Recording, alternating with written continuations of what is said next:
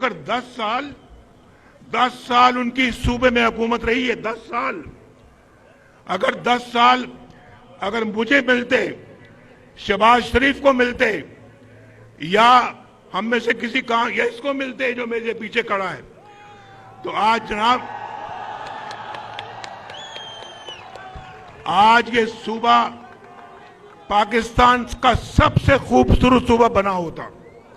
ये सूबा खैबर पख्तूनख्वा। और आज देख ले 10 साल के बाद क्या हालत है आज यहां पे। और मैं आपको बताता हूं,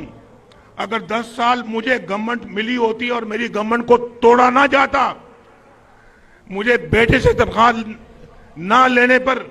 निकाल ना दिया जाता और मेरे में खिलाफ झूठे मुकदमे ना बनते, आज अल्लाह ताला के फजल करम से मुझे पूरा यकीन है कि आप में से एक शख्स भी बेरोजगार ना होता।